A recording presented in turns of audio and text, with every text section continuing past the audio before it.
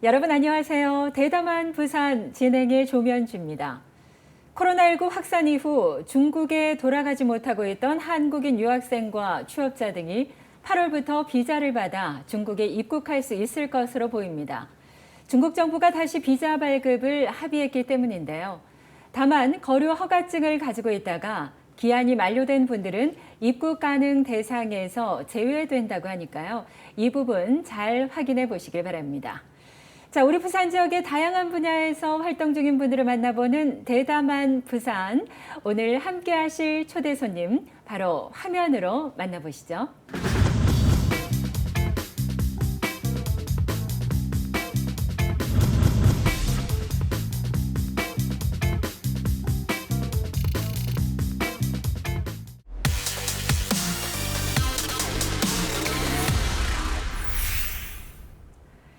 대담한 부산, 오늘은 가능성연구소 서정우 대표 모셨습니다. 대표님 어서 오십시오. 네, 안녕하십니까. 반갑습니다.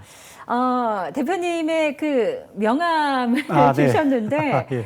가능성연구소 대표, 가능성 디자이너 이렇게 적혀 있고 이 중간에 스마일 표시 맞나요? 네, 예. 저희 가능성연구소를 만나시면 네. 미소 짓게 되신다라는 뜻입니다. 아니 뭐 명함을 받자마자 정말 저도 미소를 짓게 되더라고요. 예. 고맙습니다. 네. 사실 그 가능성 디자이너라는 것이 굉장히 생소한데 어떠한 업무를 하시는 건가요? 예, 가능성 연구소입니다. 그 많은 분들이 기능성 연구소라고 뭐 짓궂은 농담도 하시긴 하는데요. 네.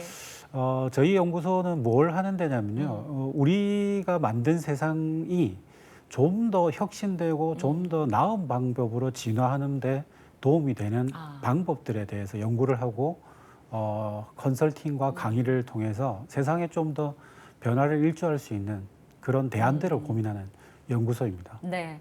그러면은 이 질문 하나 드려도 될까요? 우리가 사는 이 세상 좀 더 살기 좋은 사회가 될 수 있는 가능성 높은가요?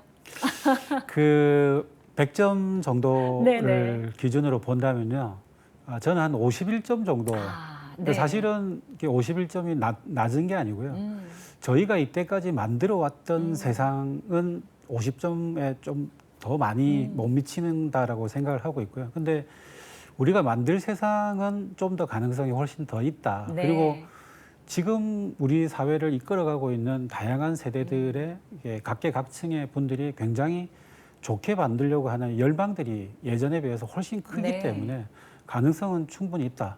하지만 점수는 아직 좀 미흡해서 51점 정도 주고 싶다 이런 생각입니다. 네. 그래서 가능성 연구소, 가능성 디자이너가 필요한 것 그렇죠. 같은데요. 예. 가능성은 좀 더 애써서 만드는 열망이 함께 네. 좀 결합이 되어야 그래서 제가 가능성 디자이너라고 하는 직함을 제가 사실 만든 거거든요. 네. 어디에도 없는 거지만 그래서 사실 좀 사기꾼 아니냐 뭐 이런 의견도 주시긴 합니다만 네. 우리 사회가 좀 더 새롭게 가져야 될 것들이 꿈꿔야 될 것들이 상당히 더 많습니다. 그런 네. 가능성을 찾아야 됩니다. 그래요.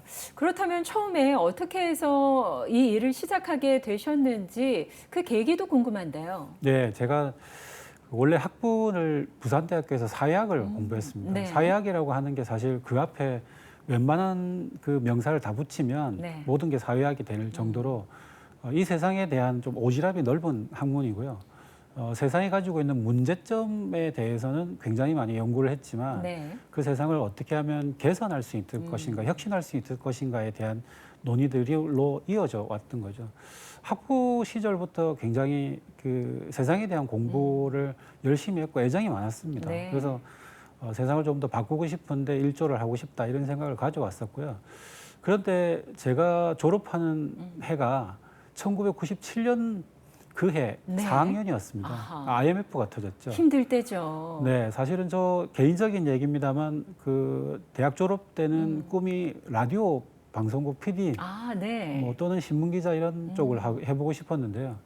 IMF가 터지면서 취직이 쉽지가 않더라고요. 네. 그래서 저뿐만이 아니고 그 해에 졸업을 했던 많은 그 청년들이 자신의 꿈을 접고 우선은 생업에 들어갔었어야 되는데 저도 신문사 기자 생활 1년 하다가 네. 게임 업계로 아, 네. 예, 사회생활을 본격했다 이렇게 볼 수 있습니다. 그래서 게임 업계에서 한 10년 일을 했는데요.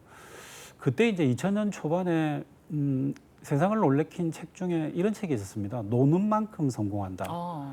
사실은 그 2003년도에 주 5일제가 네. 시작됐는데요. 그때 저희 사회에서 주 5일 근무를 하는 것 때문에 굉장히 논란이 됐었습니다. 그렇죠. 지금보다 더 놀면 안 된다. 네. 열심히 일해야 된다. 이런 생각 많이들 그렇죠. 했거든요. 뭐 심지어 나라 망한다. 뭐 이런 얘기까지 나왔는데요. 가만히 보니까 이게 이때까지는 너무 일을 하는 거에 대해서 우리 사회가 집중했는데 앞으로 사회는 잘 노는 게 정말 중요한 사회가 되겠다. 우리 사회의 또 다른 변화의 가능성은 잘 노는 것에서 있을 수 있다. 네. 라는 생각 때문에 회사를 다니면서 대학원을 진학을 했습니다. 근데 그때 노는 만큼 성공한다의 저자이시기도 하고 제 대학원 지도 교수님인 김정훈 교수님은 네. 많이들 아실 겁니다. 네. 굉장히 유명하시니까요.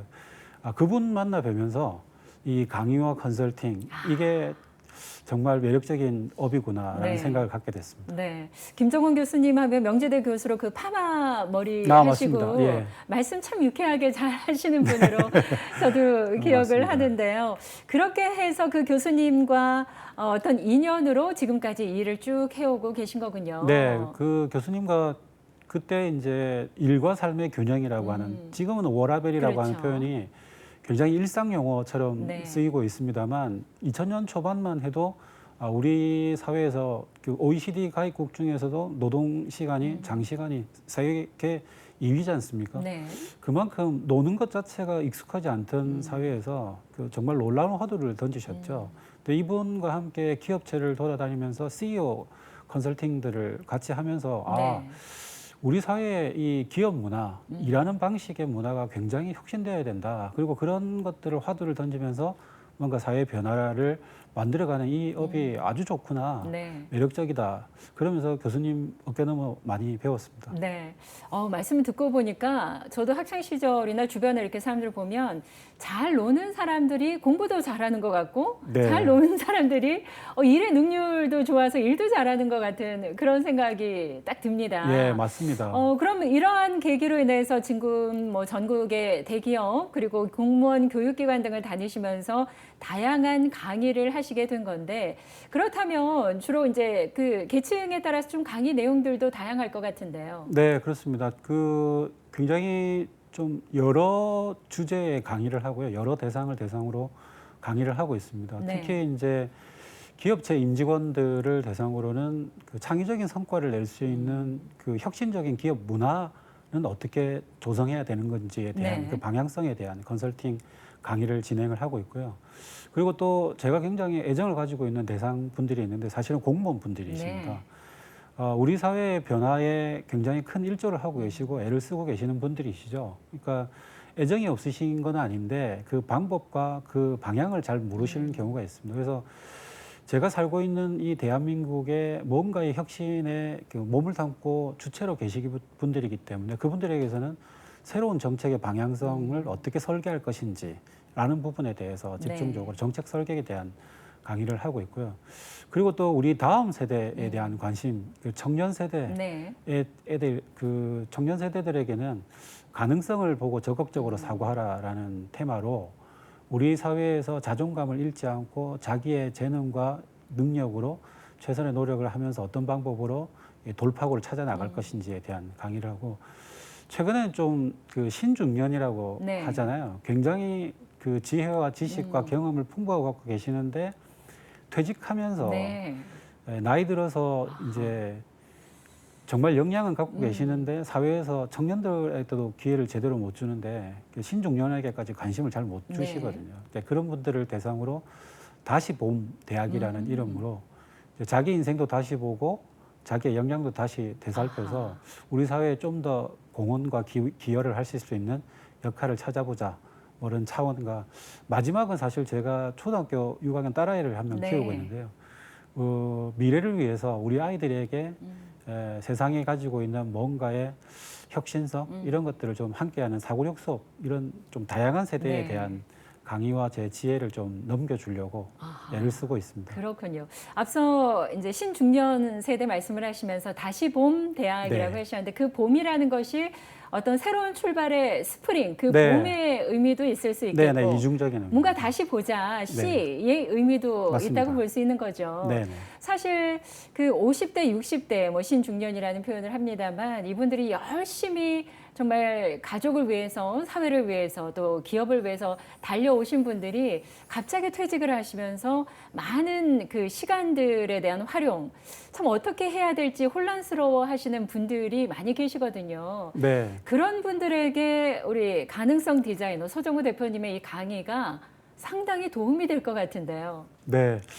사실은 그 굉장히 중요한 부분이고요. 우리 사회에서는 이게 그 신중년이라고 하는 이 분들의 역량을 사회에 다시 기여받고 활용할 수 있는 법에 대해서 사회적인 논의가 좀 깊게 필요하다고 생각합니다. 네. 근데 이분들은 아시다시피 정말 열심히 살아오신 분들이 그렇죠. 대부분이시거든요. 네. 그러니까 너무 열심히 살다 보니까 본인을 되돌아보는 시간이 없었던 거죠. 특히 일의 관계 속에서 자기의 존재감을 확인하셨던 분들인데 퇴직과 동시에 일자리를 잃으면서 자신이 기반했던 자존감이 싸그리 무너지는 네. 그런 좌절감을 경험하고 계십니다.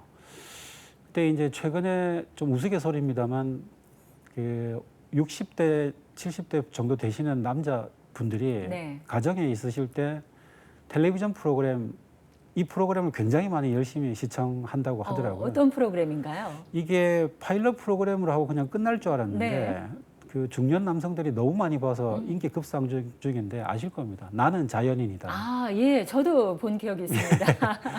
그 프로그램 중년 남성들이 거실에서 앉아서 보고 있으면 네. 아내분들이 지나가면서 네. 나는 안 간다? 너 혼자 가? 뭐 이런 우스갯소리를 한다고 네. 해요. 이게 그걸 보면서 어떻게 보면 자발적 고립을 준비하고 계시는 거 아닌가 싶어서 안타깝긴 한데요. 네. 부탁드리고 싶은 건 그겁니다. 그 자기 스스로를 챙기는 자기를 대면하는 시간을 좀 꼭 가지셔야 됩니다. 네. 특히 이제 건강 생각하시기 위해서 등산도 가시고 친구들 만나시기도 하는데 특히 친구들 만나서 중년 남성분들 제발 역사, 민족, 정치 이런 얘기 그만하시고요. 네. 본인의 삶에 대해서 되짚어보는 시간을 가지시는 게 중요합니다. 특히 강조하는 건 많이 울어보실 필요가 있어요. 아, 네. 이게 감정도 이 한계가 있습니다. 그래서 꽉 차 있으면요. 새로운 게 들어갈 틈이 없는 거죠. 네. 그래서 울어서 감정을 버린 다음에 그 공간을, 빈 공간을 마련해둬야만 새로운 감정이 들어가는 거죠. 새로운 감정이 들어가야 사람이 행동이 변화되고 표정과 대화가 네. 달라집니다. 사실 많은 남성들이 남자는 눈물 흘리면 안 돼 이런 생각을 가지고 계신데 그게 잘못됐다라는 말씀이군요. 그렇죠. 예, 오죽하면 그 화장실 소변기 위에 안내 문구에 좀 우스갯소리 있죠. 예, 남자가 흘리지 말아야 될 것은 눈물만이 아니다. 네. 예, 죽으라는 얘기하고 비슷한 얘기인데요. 그러면 오히려 더 안 되시고요. 좀 더 많이 수다스러워지시고 네. 좀 더 이렇게 쾌활해지시고 좀 더 많이 감정을 드러내고 감정을 공감하고 하는 것들이 필요합니다. 회사 네. 생활 하시면서 그걸 이렇게 억누르고 암암리에, 있었죠. 강제받았던 측면이 있기 때문에 이제는 좀 자기 스스로를 좀 풀어주시는 게 필요합니다. 그래요. 몇십 년 동안 일에 몰두하면서 억눌렀던 그런 감정들을 지금은 마음껏 자유롭게 좀 표현하실 필요가 있다라는 말씀이신데 신중년에 있어서 이제 남성 이야기를 좀 주로 하셨는데 네네. 사실 남성과 여성 좀 차이가 많죠. 저도 집에서 보면 저희 어머니 같은 경우에는 바쁘시더라고요. 네. 노래교실, 뭐 계모임도 많으시고 아버님은 주로 소파에 누우셔서 리모컨으로만 들고 계시기 때문에 조금 아버님도 외출도 하시고 취미생활도 하셨으면 하는 생각을 항상 했거든요. 네, 맞습니다. 특히 이제 남자분들이 그런 부분에 조금 취약할 수밖에 없는 게요. 그 사회적 재관계라고 하잖아요. 특히 뭐 하는 사람이냐라고 얘기했을 때 남자분들은 항상 명함을 먼저 꺼냈잖아요. 그러니까 이제 그 퇴직 이후에는 꺼낼 명함이 없는 거죠. 네. 그게 자신을 소개하는 그것 자체가 이제 직급으로 그걸 증명했는데 그게 없다 보니까 굉장히 주저하게 되시는데 그러지 마시고요. 저는 정말 권고드리는 게 뭐냐면 여성분들이 정말 잘하시는 게 뭐냐면 저는 수다라고 네. 생각하거든요. 수다가 갖는 힘이 뭐냐면요. 결국은 자기 문제를 스스로 직면하는 겁니다. 여성분들이 수다를 떨 때 그 스트레스나 이런 걸 받으면요. 어떻게 하냐면요. 자기에게 쉽게 지적질하는 친구는 절대 그 모임에 안 부릅니다. 예. 그래서 정말 호응 잘하고 반응 잘하고 잘 들어주는 친구를 모아놓고 중요한 건 자기 문제를 네. 화두로 꺼냅니다. 네. 그래서 그 얘기를 한 두세 시간씩 맛있는 거 먹으면서 막 이렇게 얘기하고 나면요.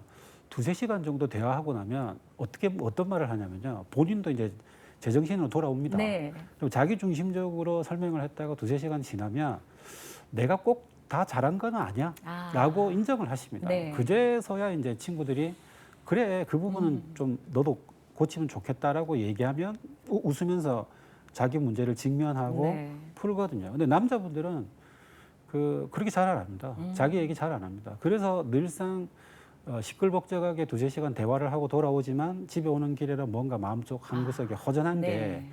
결국은 자기를 직면하는 걸 안 해보셨기 때문입니다. 하루라도 더 빨리 자기 문제를 직접 자기 얘기를 끄집어내서 친구들과 대화를 나누시는 걸 여성분들에게 네. 많이 배우시길. 그래요. 나 자신을 들여다보는 그런 지혜, 시각이 중요하다라는 말씀인데 그런 만큼 참 잘 노는 법이 주목받고 있는 것 같은데 어떻게 하면 좀 잘 놀 수가 있을까요? 김정훈 교수님 아까 말씀드렸는데요. 네. 노는 만큼 성공한다라는 책이 2003년도 주 5일제 시행과 더불어서 우리 사회에서 큰 파장을 일으켰는데요. 저는 그때랑 지금 2020년 대한민국은 조금 더 다르게 진화했다고 네. 봅니다. 이제 잘 놀아야 된다라는 얘기는 이미 이제 일반화돼 있는 그리고 실제로 또 굉장히 잘 노십니다. 네. 2003년 그 정도 즈음에서는 우리 사회가 정말 노는 시간 자체를 이렇게 얻는 것 자체가 굉장히 힘들었지만 그때보다는 지금은 훨씬 나아졌고요. 노는 방법이 어떻게 노는 방법이 있는지 잘 모르겠다. 정보에 대한 부족 이런 것들을 굉장히 많이 호소하셨는데 지금 그거보다는 훨씬 그 스마트폰의 보급으로 정보가 공평해졌거든요. 네. 근데 중요한 건 이겁니다. 내가 하고 싶은 게 뭔지를 그리고 제발 이 사회가 그럴싸하게 멋져 보이는 것을 억지로 옷을 맞지도 않는 걸 껴입으려고 하는 것 그것 때문에 잘 노는 것 때문에 스트레스를 받는 네. 그런 일은 하지 않으시면 됩니다. 자기가 이때까지 정말 해보고 싶었던 거를 찾아서 작심삼일처럼 한 3일 정도 해보고 끝내시지 마시고요. 적어도 3개월, 최소 6개월 정도는 사람은 이렇게 자연스럽게 성장하지 않고요. 계단식으로 성장한다는 말이 있지 않습니까? 여가 잘 노는 것도 마찬가지입니다. 익숙해질 때까지는 시간을 좀 들여보는 게 정말 중요하고요. 제가 쓰는 방법 하나 말씀드리면요. 네. 한 해에 딱 하나만 새로운 걸 합니다. 두세 가지 하려니까 경기 나더라고요. 네. 그래서 한 해에 딱 하나씩만 하고 싶었던 거, 안 해본 거 새롭게 한번 해보려 하고 있거든요. 네. 그 중에 하나가 턱수염 길러보는 거고요. 예, 딸아이가 함께 이제 보내면서 롱보드라고 하는 네. 있습니다. 예, 그거 흉내 내면서 어깨너머로 잠시 배워보고 있고요. 네. 뭐 칼림바라고 하는 조그만한 악기 조금 배워보려고 하고 있고요. 네. 한 해에 딱딱 하나씩만 합니다. 그런데 한 해에 딱 하나씩만 하는 걸 30년 하시면요. 30가지 그렇네요. 넘게 이렇게 자기의 재미거리가 생기는 거죠. 그러면 한 달이 하루에 하나씩만 해도 후딱 가는 거죠. 네. 그러면 여생이 굉장히 바빠지시고요. 굉장히 활기차지실 겁니다. 그래요. 그 초반에 너무 빠른 속도로 욕심내지 마시고 한 해에 하나씩만 딱 추가해 보시고 진득하게 보시는 거 필요합니다. 정말 하고 싶은 거를 해봐라고 했을 때 내가 하고 싶은 게 뭐였을까 이렇게 고민을 하시는 분들이 계실 것 같은데 대표님 말씀 들으니까 어떤 악기를 배워본다든가 스포츠를 배워본다든가 턱수염을 한번 길러본다든가 이것도 모두 다 예시가 될 수 있을 것 같고요. 네. 제가 보기에 대표님은 이렇게 다양한 강의를 하시면서 이 강의가 일이 아니라 정말 내가 좋아서 하는 노는 것처럼 하시기 때문에 굉장히 행복한 삶을 살고 계신 것 같아서요. 예, 좀 뼈아픈 질문이신데요. 네.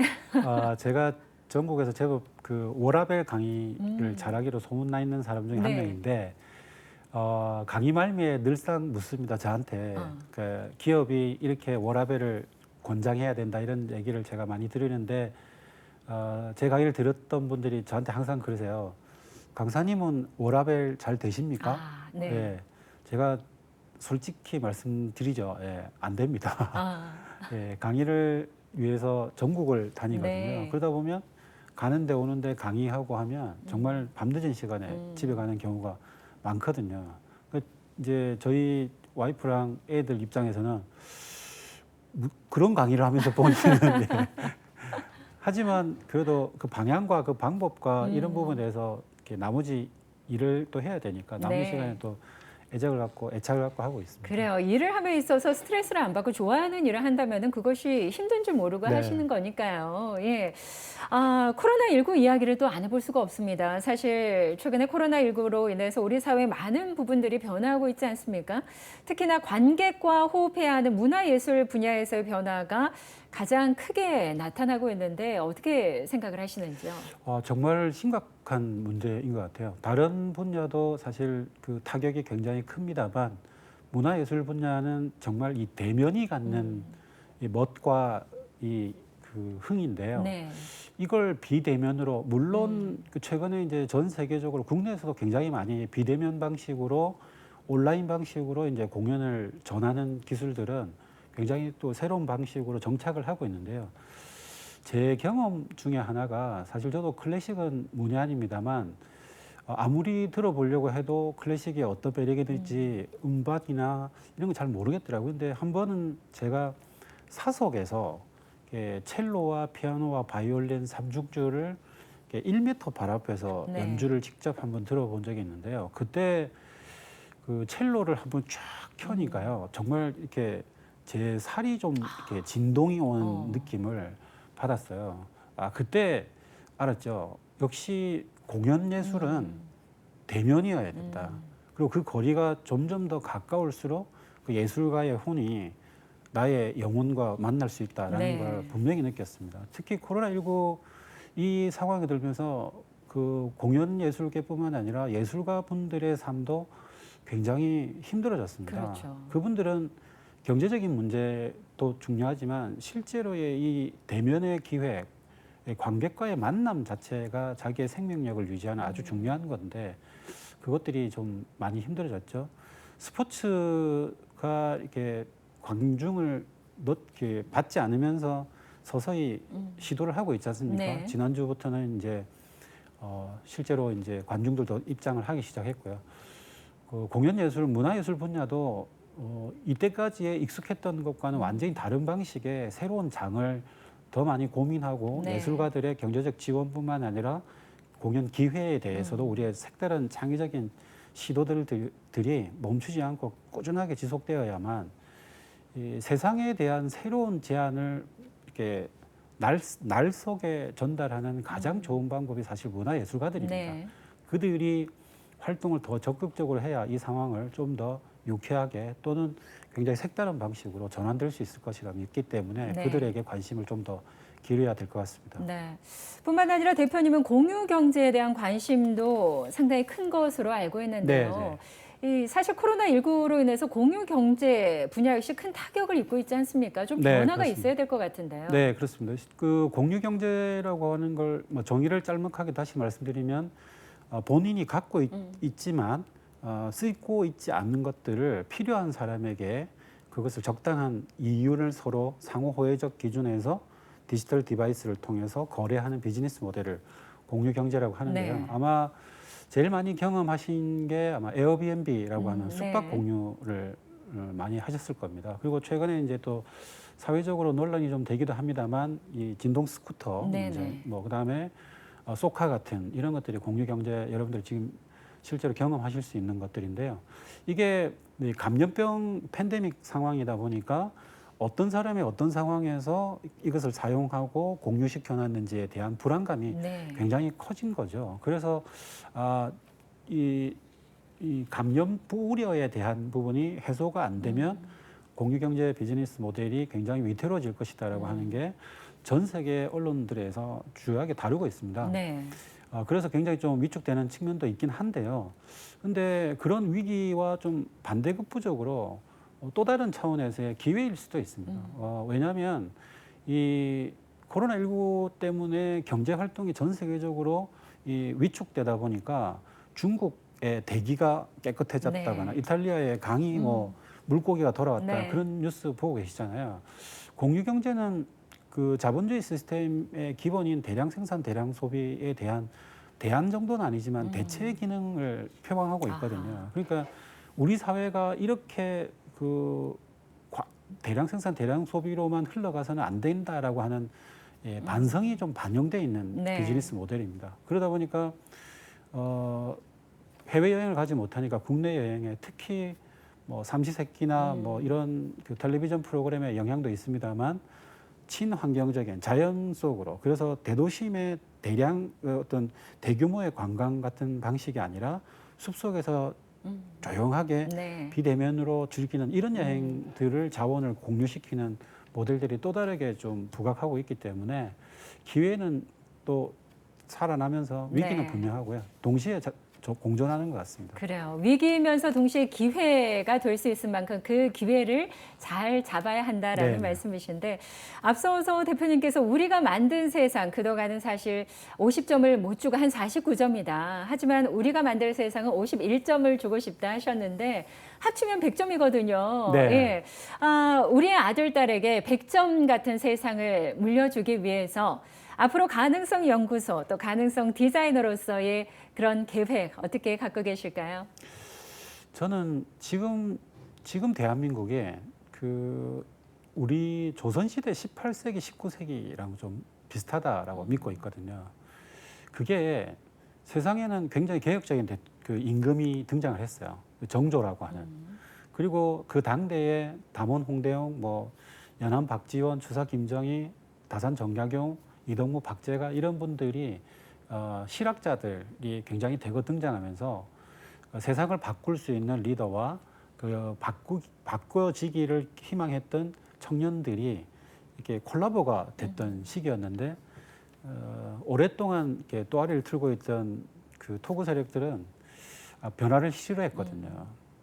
그런 상황에서 전 세계는 조선을 향해서 열강들이 막 밀어붙였던 그 속에서 스스로 힘을 길러내야 됐던 굉장히 위기였습니다. 네. 근데 2020년 대한민국 우리 여전히 큰 문제를 갖고 있습니다. 뭐 검언 유착 문제라든지 뭐 인국공 문제라든지 비정규직으로 인한 문제, 그다음에 뭐 N번방 문제, 네. 굉장히 우리 사회가 갖고 있는 문제는 굉장히 많이 있지만, 근데 이것을 바꾸려고 하는 열망들 또한 뜨겁습니다. 근데 그런 부분에서 우리 스스로가 문제점에 자꾸 너무 천착하다 보면 발목이 붙잡힙니다. 네. 그리고 남 탓하다가 그냥 끝나버리는 거죠. 가능성 연구소는 이런 상황에서 우리 사회가 좀 더 혁신할 수 있는 다양한 분야의 대안들을 좀 내려고 하고 있습니다. 네. 그래서 이때까지는 강의와 뭐 컨설팅 이런 식으로 대면으로 갔었는데 앞으로는 좀 비대면으로 제 강의와 컨설팅 부분을 좀 컨텐츠를 전환해야 되는 거 아닌가. 그래서 온라인으로 컨텐츠를 전환하는 뭐 방송 준비를 좀 하고 있습니다. 네, 예. 그래요. 오늘 대표님과 이야기를 나눠보다 보니까 더 좋은 세상이 될 것이라는 그 가능성에 대한 긍정적인 생각이 훨씬 더 커진 것 같습니다. 앞으로도 계속해서 또 애써 주시길 바라고요. 오늘 좋은 말씀 잘 들었습니다. 네, 고맙습니다. 감사합니다. 자, 지금까지 가능성 연구소 서종우 대표와 함께했습니다. 현재 우리는 자신의 개성을 표현해 나만의 가능성을 찾는 것이 중요한 시대에 살고 있습니다. 사회에서 정해놓은 기준이 아니라 내가 선택하고 즐길 수 있는 행복한 인생, 바로 나 자신이 만들어야 한다는 거 잊지 않으셨으면 좋겠습니다. 대담한 부산 오늘 준비한 내용은 여기까지입니다. 저는 다음 시간 다시 인사드리겠습니다. 고맙습니다.